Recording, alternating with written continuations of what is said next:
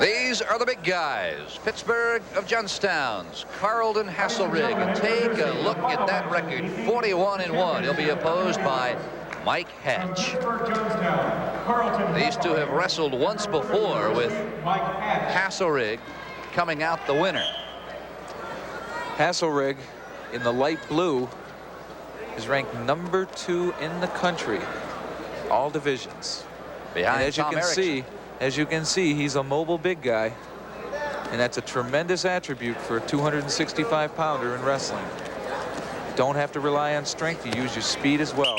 And there you see Mike Hatch saying, I'm not going to take any of that from the big guy, and immediately comes after him, driving him out of bounds.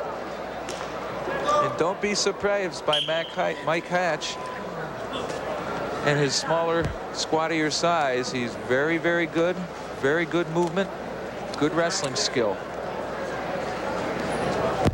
Hatch is a senior. First 2 years of wrestling in college at Liberty University. Used a lot of upper body. He tried for the quick pins, and his last 2 years, he said he's really gone to becoming a more versatile and a more complete wrestler. Well, you're going to have that. You're going to have some wrestlers that are going to come in and attack your legs and not give you anything but attacking legs. And as you just saw, he went in and had a quick little single on Carlton, but was unable to finish. Both wrestlers went out of bounds. And already I see a little bit of a change. Carlton Haselrig has gone away from his motion. And boom, Mike Hatch back in again on a single leg. We'll see if he can finish it. They're near that out of bounds line, and that's trouble. It's very difficult to keep a big man in bounds. Again, you have to get that takedown completely in bounds with your knees in. Your opponent can land out, but your knees have to stay in.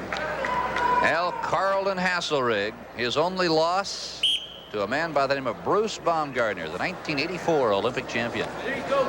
Know something about Bruce, don't you? Well, Bruce is a fellow teammate, and I'll probably run into him in Las Vegas at the Freestyle Nationals next year, next month when I start my competing again. Bruce is probably the best heavyweight we've ever had in the United States. Complete wrestler, and this past year he won the Goodwill Games, the World Championships, and the Olympic Games, all in that year-and-a-half period.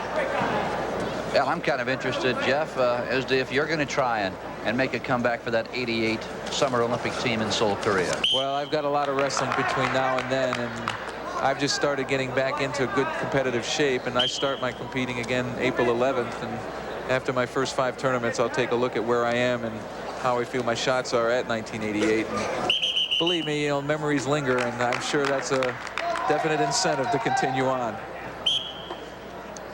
Back to these big guys, and I'll tell you what, Carlton Haselrig has some good size to him. Gonna have to be looking at him probably next month.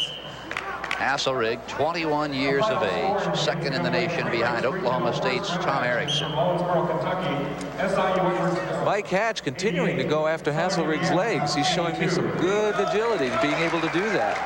Well, Hatch's problems in the past have primarily centered around his lack of aggressiveness, from what he called the inability to really get psyched up for a match. I don't think he has any problems tonight. He seems to be ready. He's definitely stopped Carlton Haselrig's motion. Haselrig before was dancing, and he stopped dancing. And because he's built lower to the ground as he is, it's harder for Haselrig to come into his legs. But there Haselrig started his dancing again, and once he gets that motion going, that really sets up his attacks.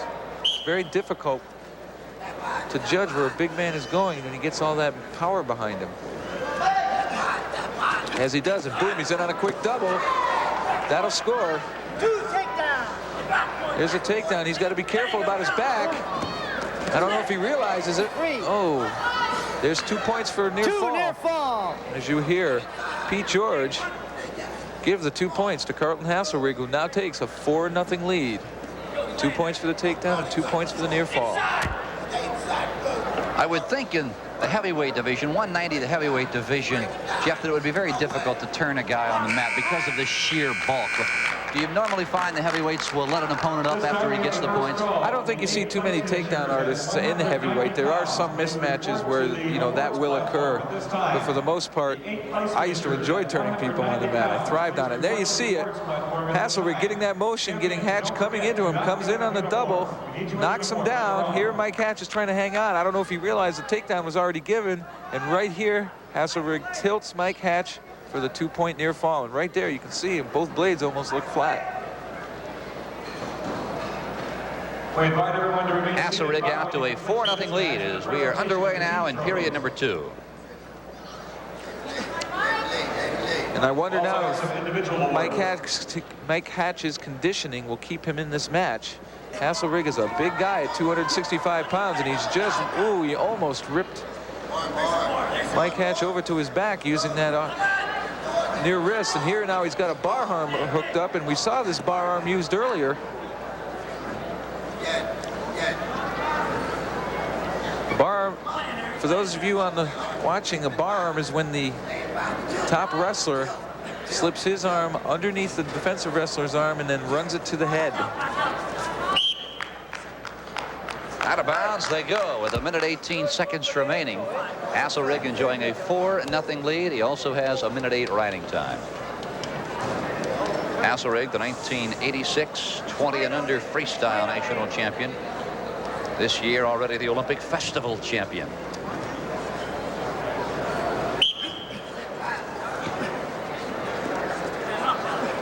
I believe Haselrig can turn Mike Hatch. He's had him in 2 very, very good holds, which could be pitting combinations. But both times he seemed to relax a little bit and let Mike Hatch off. Right there is one, and oh, he just can't quite get the turn. Boy, Haselrig tremendously active for a heavyweight. That's good Lifts stuff. him, tries to send him down. And that is Carlton Haselrig's best move. Let his opponent stand up, and then he pops into him.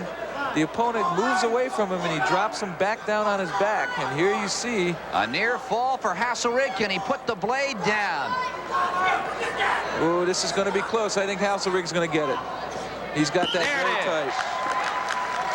And there's your winner, Carlton Haselrig, with a fall over Mike Hatch at 3 minutes and 29 seconds of the second period. Looking at that pinning combination again here, he lifts his opponent, pops him away from him, and drops him down to his back. And here it's just a slow cinch to death. Slowly tighten the grip, cinch it tighter and tighter until finally both blades are down. Four-time All-American and 1984 NCAA champion. Carlton Haselrig puts the capper on an outstanding night of wrestling here at Edwardsville, Illinois.